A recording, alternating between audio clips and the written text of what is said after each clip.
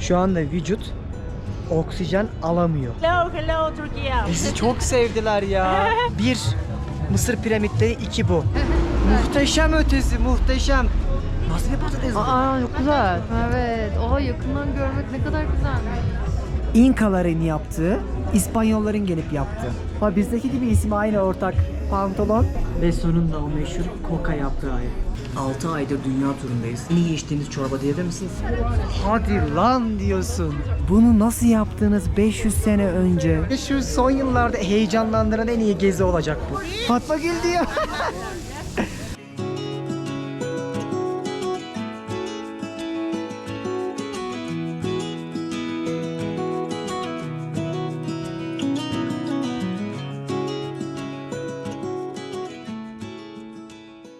Allah'ım sana şükürler olsun, bu videoyu çekmek nasip oluyor ve başlıyorum anlatmaya. Herkese Peru'nun başkenti Lima'dan selamlar. Biraz sonra hayatımın en büyük hayallerinden bir tanesini gerçekleştirmek üzere ülkedeki en turistik, en tarihi İnkaların başkenti Cusco şehrine gidiyorum. Ve oradan sizleri nereye götüreceğim? Tabii ki Machu Picchu'ya. Özellikle beni bu gezide en çok heyecanlandıran şey 3500 metrelik bir irtifaya çıkıyoruz. Yani bildiğiniz koca bir dağın tepesinde olacağız. O yüzden özellikle yüksek irtifa hastalığı geçirmemiz çok olası. Şu an deniz seviyesinde aynı yükseklikte olduğumuz için çok rahat bir nefes alabiliyorum değil mi? Ama bundan 3-4 saat sonra halimi göreceksiniz. İnşallah korktuğum başıma gelmez. Çünkü koko yaprağı, yani o koko bitkisi, İşte içine kötü şeyler katılınca Pablo Escobar'ın sattığı şey oluyor. Onu tüketmeniz gerekiyor bu yüksek irtifaya alışmak için, ya da ilaç almanız lazım. Biz hiçbirini de yapmadık. İndiğimizde bakacağız. Hazırsanız gezimiz başlıyor. Allah'ım sana şükürler olsun, heyecandan ölüyorum. Yanımda yine her zaman olduğu gibi maceraname var. Biraz hasta. Çok aç ve biraz hasta bir Bakalım macera. bir yüzünü kontrol edelim. Evet. Birazcık şeyde etkilendik. Bundan önce çöldeydik. Soğuk bizi çok çarptı. O yüzden ben de biraz hastaydım. Kendime yeni geliyorum. Havalimanındayız. Bagajlarımızı verdik. Ve 1 saatlik uçuş için yaklaşık olarak 850 TL para ödedik. Her bagaj içinde 600 TL'cik bizden para aldılar. Eğer check-in'i yapmamış olsaydık 200 lira da ona... Abi düşünebiliyor musunuz? Yani gerçekten kafayı yiyorum artık yani. Para işini bıraktım ya kafamda. Zaten gidecekse gidiyor. Üst katta yemek yiyelim. Bu hiçbir şey yemedik erkenden havalimanına gelmek için. Ondan sonra yavaştan uçağa gideceğiz. Bu Lima havalimanı çok büyük arkadaşlar. Birçok yere uçuşları var. Yurt içi uçuşlar konusunda da yani Amazonlara kadar bile uçabiliyorsunuz. Gidilecek en turistik yerlere gidiliyor. Ama en meşhuru tabii ki Lima Cusco arası ve buraya gideceğiz. Burası benim çocukluk hayalimdi. Sesimden anlıyorsunuzdur ya. 97. ülkem ama hala bir şeylere heyecanlanıyorum. Bu heyecan çok güzel. Ya bu ülkede benim dikkatimi bir şey çekti. Havalimanındaki fiyatlarla merkezdeki fiyatlar neredeyse birebir aynı. Yani bizdeki gibi böyle 2 kat 3 kat hiç gördün mü? Az görmedim. Bir tane yok ya. Şu yemeği yiyoruz mesela. İnanın Lima merkezde yediğimizden 120 daha fazladır. Ve bu arka planda gördüğünüz La Lucha Sangucheria adında bir restoranlar zinciri var. Çok güzel hamburger yapıyorlar. Normalde hep etlisini yiyorduk. Bu sefer tavuklusunu deneyelim. Bunu da güzel yapmışlar. Bu ne peki Esko? Şu gördüğünüzde arkadaşlar siyah mısır suyu. Şunu mısır suyundan, mısırdan yapılır. Simsiyah bir mısırdan. Gayet tatlı. Bunu çok içiyorlar. Keyfimiz yerinde. Motivasyonumuz, heyecanımız yüksek. Biraz sonra dünyanın en güzel şehirlerinden birisine gideceğiz. Hazırız bakalım. Ben hazır değilim. Niye? Çok soğukmuş. Nesibe battaniye aldı kendine. Battaniyeyle geziyor. Gider gitmez oradan bir mont almam lazım galiba. Hava biz indiğimizde eksi derecelerde Bir de olur. gerçekten tam Cusco'da hasta olunmaz. Böyle çok vücudum kırgın. Ama şimdi bir ağrı kesici içerim. Kendime gelirim. Hadi bakalım. Arkadaşlar bir yere oturuyoruz, şimdi kahve içiyoruz. Bendeki bu şıklığı fark ettiniz mi? Çok şık değil mi? Nasıl bir Machu Picchu'ya tırmanma şekli diye merak ediyorsanız kıyafetim kalmadı. Zaten bir tane uzun kollu kıyafetim vardı. O da artık kirlendi. Çantanın altında böyle bir gömlek buldum. En azından uzun kollu giymem lazım. Hem uçak soğuk olacak hem ineceğimiz yer. Ama orada İnkalılara özel kıyafetler alacağız zaten. O yüzden hakkımızı oraya kullanmayı düşünüyoruz. Geldik, şöyle bir tatlı ve kahve keyfi yapıyoruz. 4 dolar tanesi. Heyecan dorukta. Son 1 saat kaldı. Allah'ım sonunda başlıyoruz. Domestic. Hermano, domestic de parches Cusco. Başlıyoruz. Bir gezgin için şu an dünyadaki en önemli duraklardan birisi. O yüzden beni hiç bu kadar heyecanlı ve gözlerim gülerken son zamanlarda görmemişsinizdir. Yani ne Orta Amerika ne Kolombiya, beni hiçbiri bu kadar heyecanlandırmadı. Ama Peru'daki bu Machu Picchu zaten benim bu coğrafyaya gelmemdeki en büyük nedendi. Ya göreceksiniz, çok şey anlatacağım size ama duygusal değeri benim için çok başka. Şimdi geçiyoruz bakalım. Pasaport kontrolde mi? Enteresan bir şekilde bu ülkede X-ray yok diyecektim. Arkada varmış.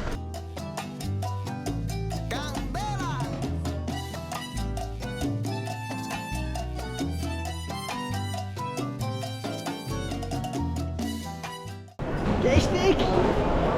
Gidiyoruz. Abi hafta içi uçuşu olmasına rağmen bütün havalimanı hem dış hatlar hem iç hatlar tıklım tıklım. Ve bu fiyatlarda uçuyor insanlar. Madem uçağın daha kalkmasına var, hızlıca biraz size bilgi vereyim dostlar. Biz normalde buraya geleceğimiz zaman kendimizi böyle Lima'ya göre ayarlamıştık. Ama bu kadar yükseğe çıkacağımızı ben okumuştum ve geçenlerde birkaç arkadaşımla gördüm ki hiç de öyle kolay olmuyor. Özellikle Çağatay Özdemir, hatırlarsınız YouTube'da kanalı da var. O orada bir ay yaşadı. Gittiği zaman bayılmıştı Cusco'ya ve deniz gelmeden önce biraz hazırlıklı ol demişti. Ben de aslında burada çok koşturmaktan hiç hazırlanamadım. Normalde 1-2 gün öncesinden bazı ilaçlar var. Bu ilaçları kullanıyorsunuz ve yüksek irtifaya karşı vücudunuz artık bağışıklık sistemini ayarlıyor. Muhtemelen biz indiğimizde şöyle düşünün. Fethiye'de Öldeniz'deki Baba Dağı 2000 metre yüksekliğinde ve biz onun 2 katı kadar daha yüksek bir şehre gidiyoruz şu anda. O yüzden birazcık bu konuda kaygım var. Nesibe biraz hasta, ben birazcık kırgınlık var üzerimde. O çöl gezisinden sonra üşüttük birazcık. Ne olacak bilmiyorum ama çok eğlenceli olacağına adım gibi eminim. Bu turda muhtemelen oralarda bir hafta 10 gün kalırız. Aslında gönül daha da uzun kalmak istiyor ama oradan sonra gitmemiz gereken başka yeni bir ülke var. O yüzden sıkıştırabildiğimiz kadar sıkıştıracağız ki bir hafta 10 gün diyorum, az bile değil. Yavaştan uçak şimdi boarding'e başladı. Hadi size iyi seyirler, bize de iyi yolculuklar. İnince nasıl nefes alacağım çok merak ediyorum. En çok merak ettiğim şey bu. Çünkü daha önce hiç böyle 4000 metre yükseklikteki bir yere uçaktan inmedim. Bakalım neler olacak. İnsanların bagajlarını tek tek böyle ölçüyorlar boyutlarını. Kabine sığmazsa hemen kredi kartından cırt alıyorlar. Yapıştırın. 50 dolar, 50 dolar. Vallahi uçaktan aldığı paradan çok ekstradan alıyorlar. Bizi bile ayırmışlar, farklı koltuklara oturuyoruz. Yan yana alırsak bizden 800 TL daha istediler.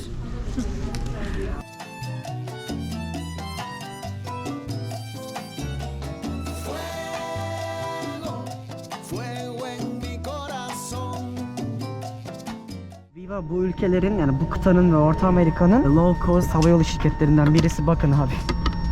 Şuraya bakın, koltuklar ipince, hiçbir şey rahat değil. Yani her şeyden para almaya çalışıyorlar ama sıfır hizmet. Lakin yine de koltuk arası fena değil gibi ve neredeyse hiçbir şey ikram etmezler. Allah'tan bir saatlik uçuş. Abi az önce ne oldu biliyor musunuz? Nesibe koltuğunu değiştirmek istedi. Cam kenarına oturmak istedi. Para istediler. Koltuk boş olmasına rağmen. Allah'ım ya. Hayatımda ilk defa bir uçakta bunu gördüm. Ama canımızı sıkmıyoruz. Pozitif olalım. Az kaldı. Gidiyoruz.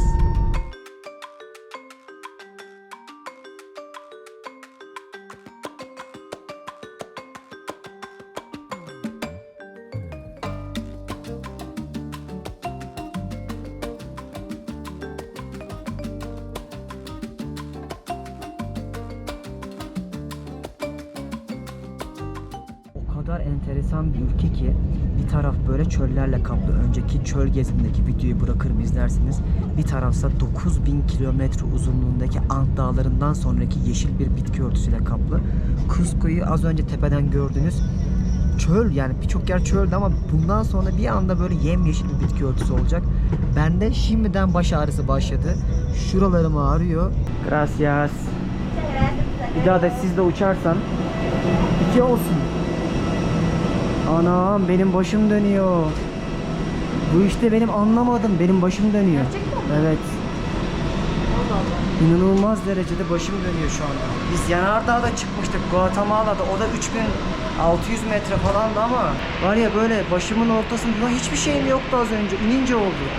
Deniz'in kanalını ele geçirdim çünkü artık Deniz'in enerjisi bitti. Ben az önce ne kadar enerji doluydum değil mi?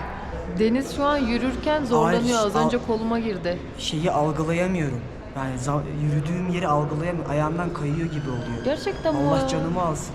Ben de çok az baş ağrısı var sadece.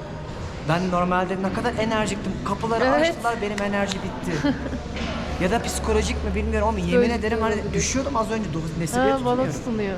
Neyse şimdi bir koko yaprağı içeriz, kendine gelirsin. Çok enteresan bir şey yaşıyorum. Ne yaşadığımı da anlamıyorum. Dedikleri doğru yani, böyle midem bulanıyor. Çıkacağız buradan şimdi. Merkezde otel tuttuk 3-4 günlük. Zaten 2 gün alışma süreci var. 2 günde gezeriz. Beklediğimden daha sıcak. Okuduğum kadarıyla ya buraya ya Machu Picchu'ya 100 yıldır hiç kar yağmamış, geceleri eksi olmasına rağmen. Hadi bir otelimize gidelim. Küçük havalimanları var. Zaten direkt çıktığınızda taksiciler sizi karşılıyor ama biz ¿Cuánto cuesta esto centro histórica? 40. Yeah. Let me think about it. I'm gonna think about it. Thank you.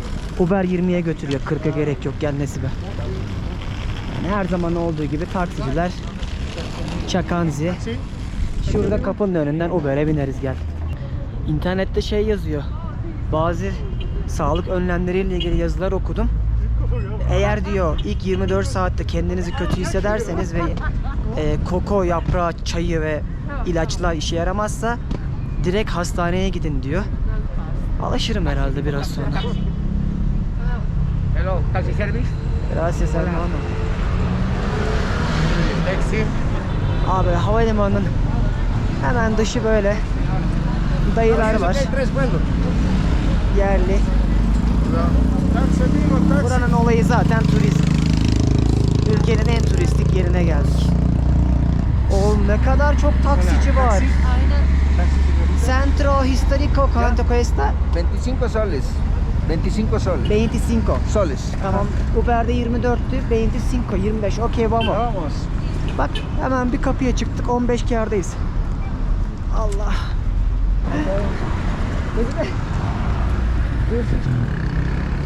İyi misin? Anlayamıyorum, idrak edemiyorum. Şu an Şeyi. şeye gittin değil mi? Salaksın. Yani sarhoş gibiyim. Hermano, un momento.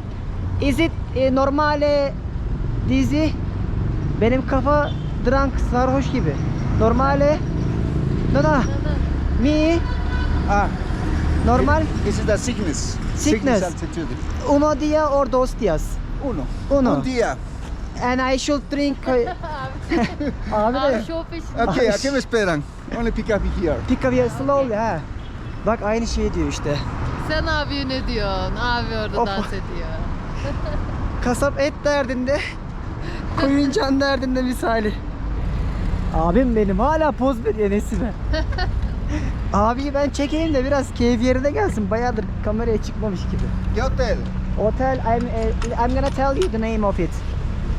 Ah, güzel insanlar ya. Ben ¿De sevdim dónde Peru'yu. son? Where are you from? Türkiye, İstanbul. İstanbul. Welcome to Kia. Türkiye. Welcome televizyon, to televizyon popülare Türkiye series. Popülare İstanbul. Ajá, sí. Bueno, bueno. Okay, gracias hermano. Vámonos. Vamos, en sevdiğim laf, haydi. Otelimizin ismi Casa Campesina. Ah, Tullumayo. In centro, ha? Sí. Okay, bien. Where can I buy them? This you go in the juice stores, In the centro. in the center, in the pharmacy. Pharmacy. Yes, you go. Is it open 24 hours? Is the pharmacy like 24 hours or no cerrado? No, this close at night p.m. Okay, so as soon as I go to In this the moment, hotel, this open. bana diyor ki biraz kötü, daha kötü hissedersem tamam diyor, şey daha oluyor, ilaç. What was the name of the pills? Sorochi pills. Solachi pills or the other? Sorochi pills is for the sickness altitude. Okay. Only 3 or 4 capsules. Ha, maximum. Oh, the maximum. So for 2 days, tomorrow no problems. So am I gonna take that capsules Yeah. like every single hour or once in a Yeah, night? it's no for 4 hours or 3 hours. Ha. 4 hours, yes. In the mornings 1, in the middays 1, and the Afternoon. afternoons 1. 3, only for 1 day or 2 days, no max, no more. And then I'm gonna be okay. Yeah. İlaç al diyor. Gidince bakalım. Other options is Altivital. Altivital is other capsule. After I find my hotel and leave the luggages, I'm gonna go for it Yeah. in the centro. Bizi şimdi otele götürüyor. Zaten merkezden 15 dakika uzaklıkta. Oteli de biliyormuş. Güzel insanlar. Benim en çok Peru'da merak ettiğim, dünyada merak ettiğim bir yer. Şu baş dönmesini de atlattık mı her şeyin çok güzel geçeceğine eminim. Dikleri yemeğe konuşuyor. Abi bir de alkol kokuyor ya. Bu arada bira kokuyor. Alpaka yiyeceğiz. Neyse hazır ol. Diyorum ki ona diyorum nasıl kıyıyorsunuz? Çok tatlı bir şey diyorum ama diyor eti çok iyi diyor. Abi Nesibe. Thank you. Nesibe gördün mü İnkaların taşlarını? Aradaki fark uçurum yani. Abi sabırsızlanıyorum. Bir anda iyileştim. Muhteşem ötesi, muhteşem. Şehir merkezine geldik. Harika bir Old Town'dayız. Otelimiz buymuş. O kadar da güzel bir yerde tutmuşuz ki Nes. Gel girelim. Deli de $40 bir şeydi. Çok bir para değil. Allah. Hello.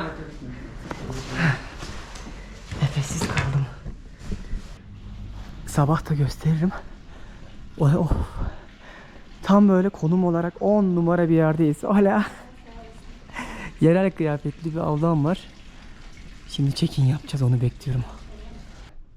Fakirhaneyi de göstereyim. Vallahi bu paraya çok iyi yer tuttuk. Bak bize ait duşu tuvaleti var burada. Ve içerisi enteresan bir şekilde sıcak ve 1, 2, 3, 4 tane yatak var. Ve kaç para farklı aldık bunu? $3. $3. Televizyonumuz var. Isıtıcı koymuşlar geceleri soğuk olursa diye. Klima yok. Yerler sallanıyor ama sanki Nesibe. Ya evet, ya da bizim başımız dönüyor da olabilir. Anlamadım. Gayet pırıl pırıl tertemiz bir otel. Yani gecelik $35-40 kahvaltı dahil. Bence bedava. Ve bakın neredeyiz. Şehrin tam merkezindeyim. Ve çok güzel bir dolunay var. Görebiliyor musunuz bilmiyorum. Burası zaten Old Town bölgesi. Şimdi artık gidip şu çayımızı, çorbamızı içelim. Ben az önce şunları taşırken soluk soluğa kaldım. Yani ölüyordum. Durdum böyle duvarda bekledim. Çünkü çok yük kaldırmayın. Yüksek yerlere çıkmayın, böyle tırmanıştır vesaire koşturmayın, ani hareket etmeyin diyorlardı. Ben o hatayı az önce yaptım. Yemek yiyince şimdi belki geçer. Hadi gidelim. Otelden çıktık. Burada çok meşhur. Zaten en meşhur yer olan Jack's Cafe diye bir yer var. Herkes oraya gidip yemek yiyip işte o koko yaprağını içiyor. Orada size koko yaprağını anlatırım. Yavaş yavaş yürüyoruz. Ama Eskişehir meydanına geldikçe Çok güzelleşti. çok güzelleşti. Tarih kokuyor ya. Sanki böyle... Pişi koktu. Yemin ederim Evet. pişi koktu. Doğru. Aa pişici. Pişi de şey işte aldığımız bizim Lima sokak yemeklerinde çektiğimiz şey. Evet. Yerel yemekleri. Ay, ama bugün yiyemeyiz. Picanones miydi? Ne? Picalones miydi? Karones. Ama bugün yiyemeyeceğiz. Yağlı. Bugün olmaz, yarına. Hola guys. Todo bien. Gel geçelim. Ne yapıyorduk? Yavaş adımlarla.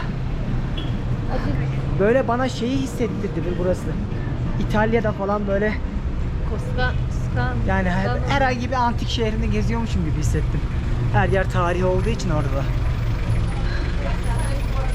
Şöyle bir eczaneye geldik ilaç almak için önce. Derdimizi anlatacağız. Today is our uno dia in Cusco. I'm feeling now I am gonna go to drink coco sopa.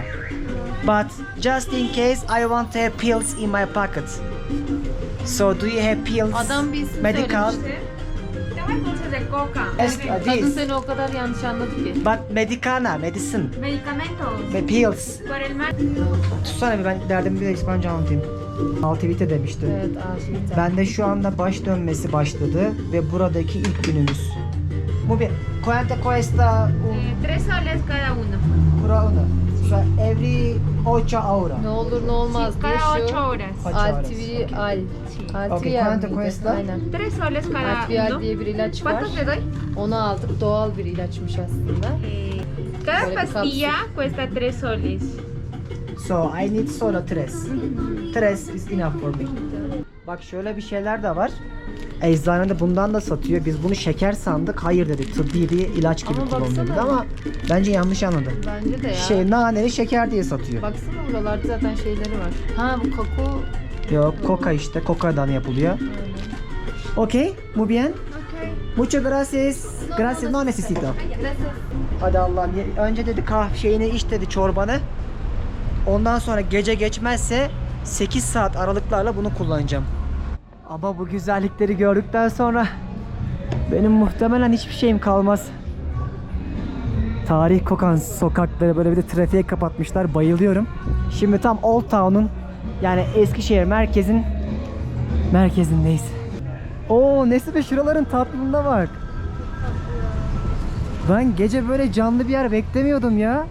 Hani gideriz, yemek yeriz, otele yatarız gibi düşünüyordum. Ve restoranımız burası. Çok meşhur bir yer bura. Allah'ım, kapının önünde ne yapıyor bak.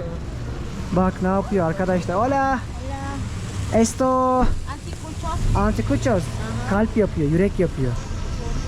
Of ablam. Ben bunu yerim de. Bugün değil, yarın. Gracias. 24 şeye vereceğiz. Sol.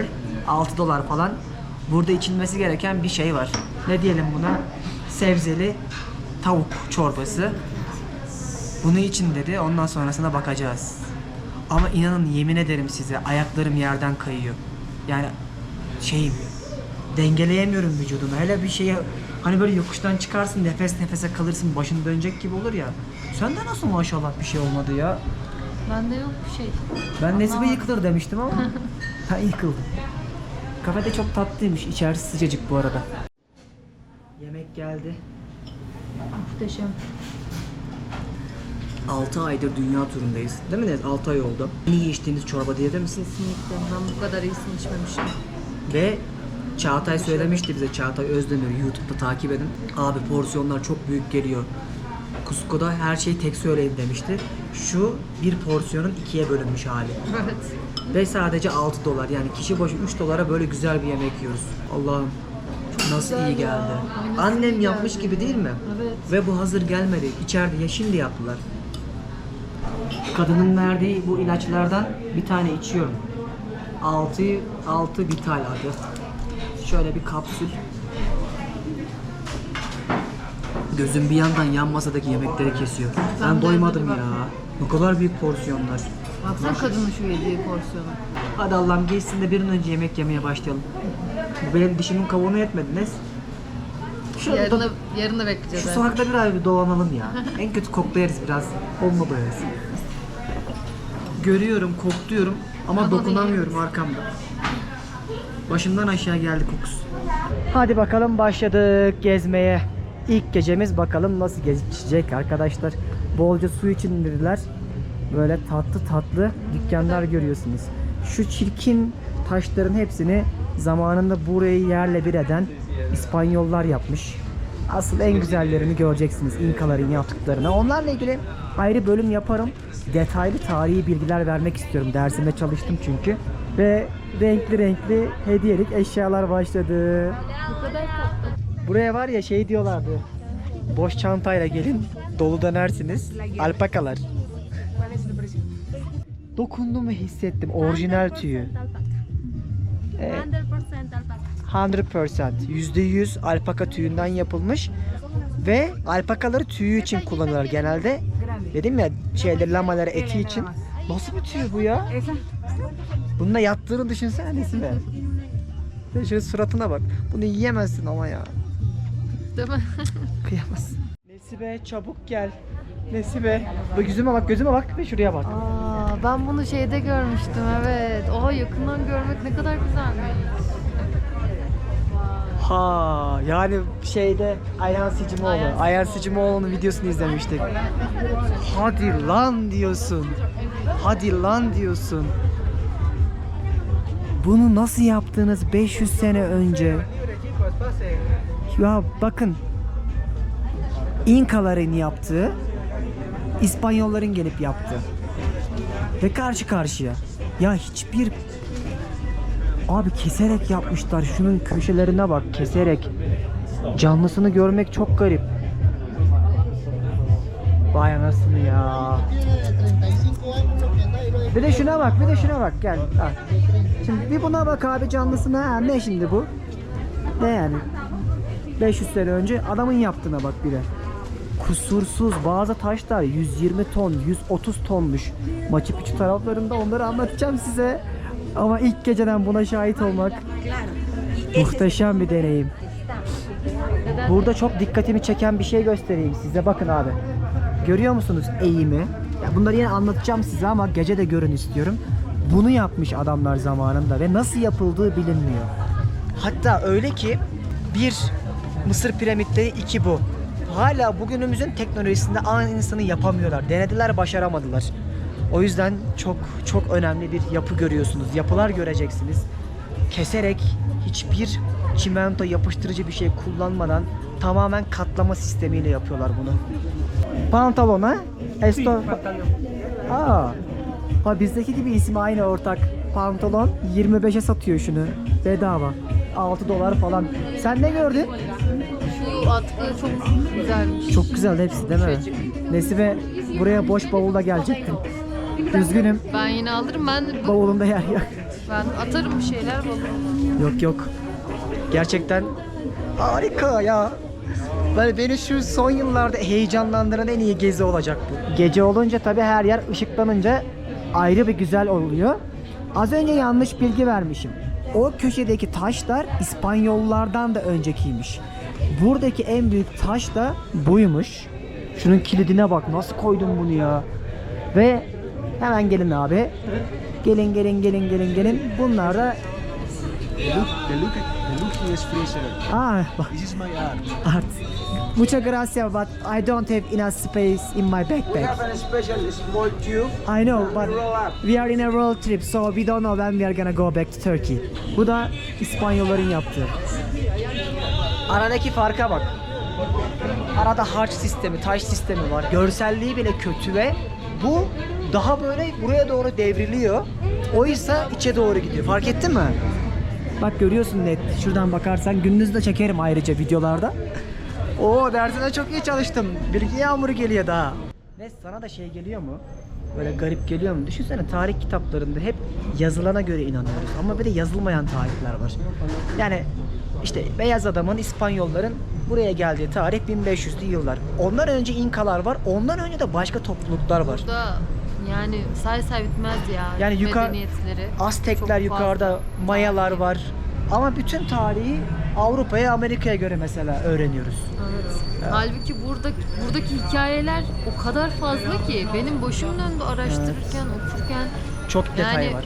çok derin bir tarihi ve geçmişi ve medeniyetlere sahip bir ülke burası. Ya o yüzden tarihi konularda bir şeylerin size bilgisini verirken birazcık da böyle korktum ben de. Yalan yanlış olabilir çünkü biz de doğru %100 bir şeylere emin olarak bilgileri aktaramıyoruz. Çünkü onlar da emin değil, yazanlar da emin değil. Hala bilinmiyor diyorum işte bunların nasıl yapıldığı. Ama Allah'a şükür iyi ki buraya geldik. İyi ki Meksika'ya gitmedik. Her şeye değdi. Belki Peru'ya gelemeyebilirdik.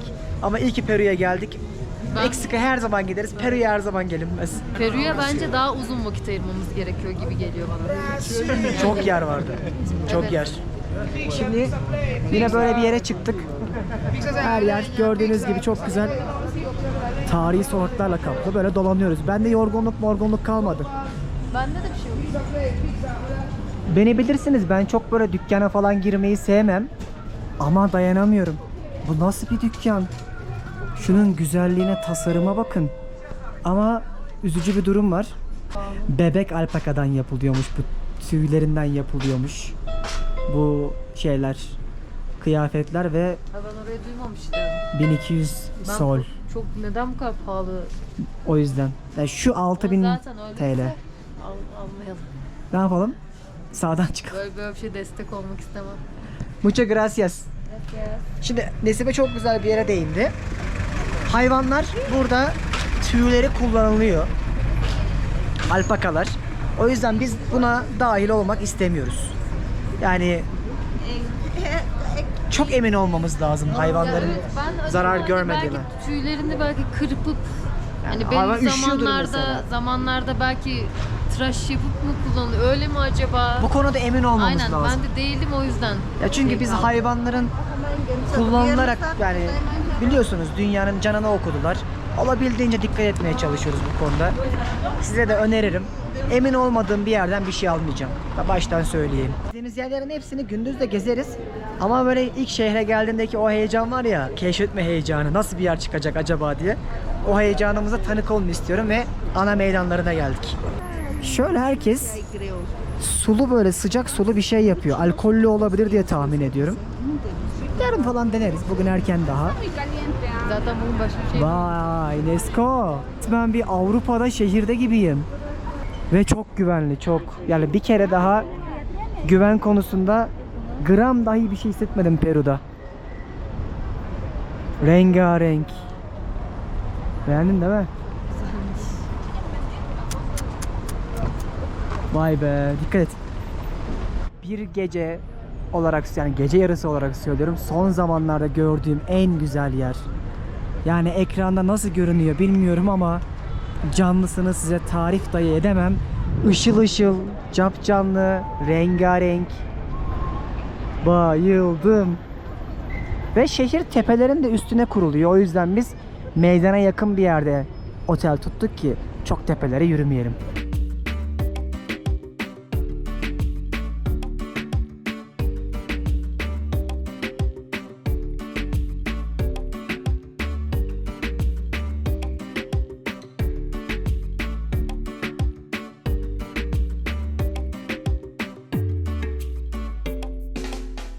Geceyle gündüzün arasında 10 derece 15 derece fark var.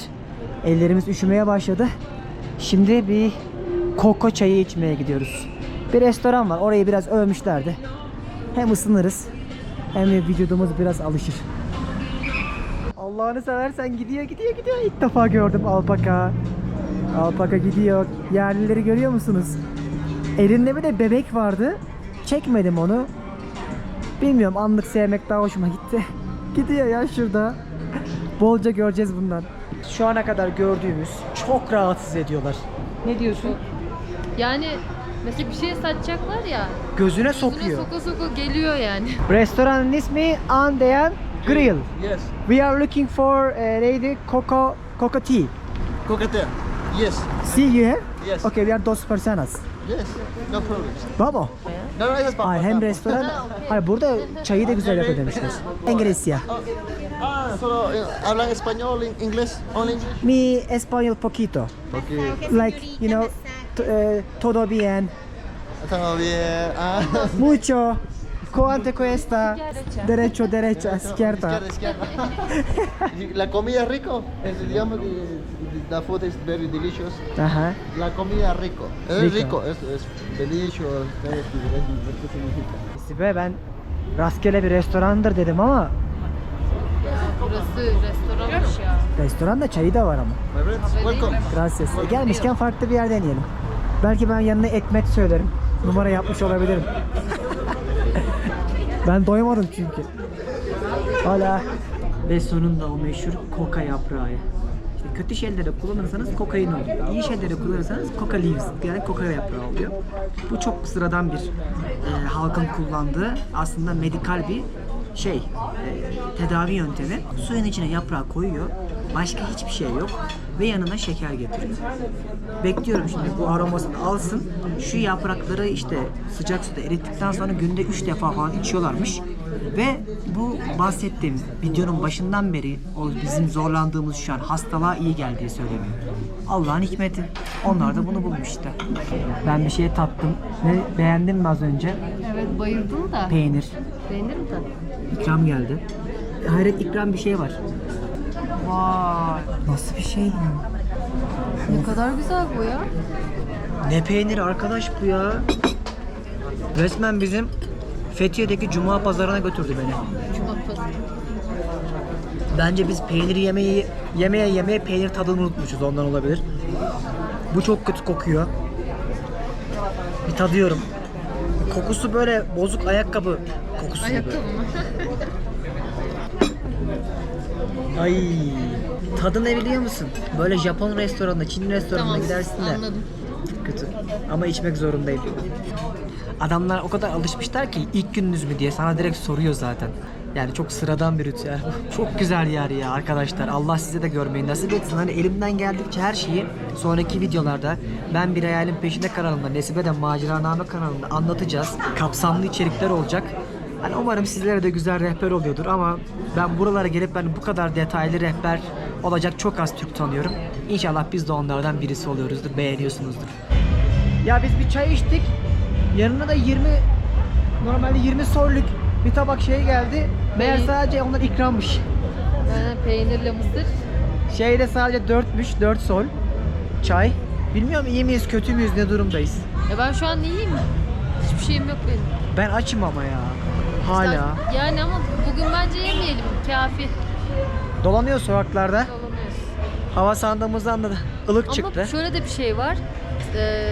Yeseniz bile yağlı yemeyin diyorlar. Evet. Yani ızgara et, tavuk yiyebiliriz ama Ya ama sokaklarda en azından bir oraya şiş be demek Nesko. istemedim. En azından bir şiş, vallahi çok güzel kokuyordu. Gracias. Abi öyle güzel yerler var ki bakın. Şu sokaklara rastgele daldık. Herhangi bir mekan gösteriyorum. Şuranın güzelliğine bakın. Of. Muhteşem dokuyu korumuşlar. Harika kafeler, barlar var. Ulan El Salvador'da, Nikaragua'da para harcayacağımıza gel Peru'ya işte. Var ya gitmeyin, Orta Amerika'ya asla gitmeyin ya. Enayi gibi para harcadık ya. Guatemala hariç. Ha, o hariç. Guatemala çok güzel. Roatan tamam güzeldi. Ne gerek vardı Ay o paralara? içeride şey yanıyor salonunda. O ne ya? Pizza mı? Pizza. Organik ha? Adamın pizza yaptığı yere bak. Çok güzeldi be. Biz Nesibe bu sokaklardan çıkamayız, ben sana söyleyeyim. Bence de.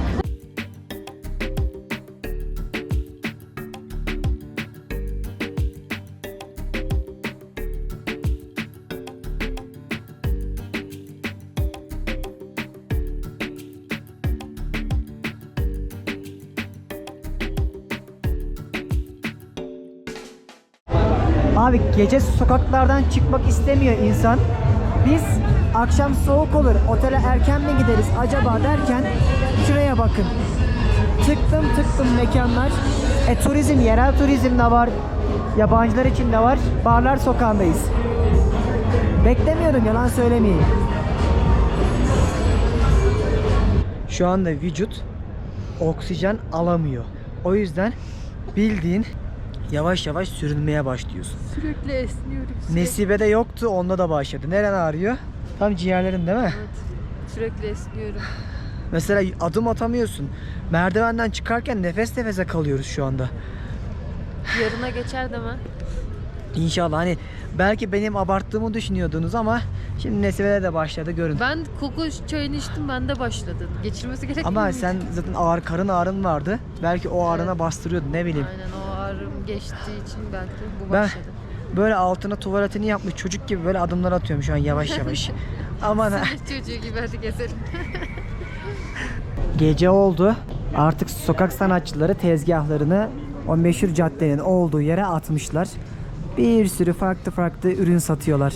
Kolye satan var, taş satan var. Yerel böyle kıyafet satan var. Altın mı diyeyim, gümüş mü diyeyim, bakır mı diyeyim, böyle ürünler satan var. Herkes ekmeğinin peşinde. Ben nefes almakta zorlanmaya başladım. Bir tane daha şey içeceğiz Nesibe'yle. Çay. Yani yürüdükçe yoruluyorum. Dinlensek iyi olacak. Şuranın güzelliğine bakın ama. İnsan otele gidince kandırılacak gibi hissediyor. Ablam ya. Herkes var ya. Herkesin bir hayali var. Hikayesi var gerçekten. Ben dayanamadım. Uno yiyeceğim. ¿Cuánto cuesta? 6 soles. 6 soles. Beef or pollo? Beef, hay chicken, hay corazón pork. No matter. Todo 6 soles. 6 soles. Todo. Şöyle al, hem bif hem tadı. One palo 6 soles. Okay. Ajá. Okay. Uno. Un. Aha. Deneyeceğim ya. Battı balık yan gider. Ama ben acıktım Nesibe. Ben de biraz acıktım da ben bu üstteki bir şeylerden arıyorum, bulamadım. Ablam ya. Ama ben de elimi tutamıyorum. Aa bak, kendine özel sosu var. Choclo con queso, choclo. Böyle bir yere geldiysen ülkeye, sokak yemeği olan, tavuk eti olan ülkeden zarar gelmez. Duman mı çıkacak? Duman çıkıyorsa ülkeden zarar gelmez. Patatesi var. Salsa picante. İyi ya. Delicioso. Salsa picante. Güzel. Çok mu iyi? Oho, ne yaptın? Hepsini ağzına attın. Nefes alamayacaksın. Ne yaptın Bakayım ben de. sen buna ya? Tavuğuna bakayım. Aa, sosu güzel. Sen o eti bir yer misin? Yemin ederim limada yediğimizden daha iyi. Yumuşacık. Todo delicioso. Todo. Ben patates çok sevmem ama bu ülkede 1000'den fazla patates çeşidi var. Ne bu? Patata he? Sí, cámara se ha apagado. Nasıl bir patates bu? Aa, çok güzel. Cámara se ha apagado. Çekiyor. sıkıntı yok. Çok iyi. Abla çok delicioso ya. Çok delisi. Unamaz. Arkadaşlar şaşkınlık içerisindeyim. Let's go. Ha. Pamuk ya. Gerçekten güzelmiş. Restoranda böyle et yemedim, tavuk yememiştim, bakıyorum. Mucho delicioso. Allah razı olsun seni gönderen ablam. Ya ne kadar ucuz, fark ettin mi? Çok ucuz. 1,5 lira. Arkadaşlar ben videoyu yavaştan kapatıyorum. Ben yine dayanamadım. Başıma bir şey gelirse tavuk da etten gelsin. Ben mangala saygım var. Burada duman tutarsa ben bunu yerim. İzlediğiniz için teşekkür ederim. Cusco'da canavar gibi. Türkiye. Nereden anladılar Türk olduğunu? Söyledik ya az önce. Ha, İstanbul. Yes. Novelas televizyon. Ulan yine televizyon ya. Son muy buenas las Bu bir yana herkes... Arkadaş bunu kim sattıysa helal olsun. Bizim ülkenin böyle reklamı yapılmaz. Evet, kaçıncı kez söyledik. Ya başka bir şey bilmiyorlar. Novella televizyon, Binbir Gece, Elif. Bunları biliyorlar. Elif. Bak. Fatma Gul también. Elif Bien. Fatma Gul. Ya popülere. Claro, sí. Fatma Gül diyor. Lan biz bu kadar izlemiyoruz. Neyse. Hadi ben kapatıyorum videoyu. Sonraki bölümlerde Peru'yu var ya size yutturacağım. Öyle bilgiler vereceğim ki bayılacaksınız. Hadi görüşmek üzere. Ben tavuğumun başına döneyim. Evet, video kapanışını yapıyoruz demiştik ama bizi bırakmıyorlar, fotoğraf çekiniyorlar Türkiye diye. Hello, Turkey. Bizi çok sevdiler ya. O zaman 3, 2, 1.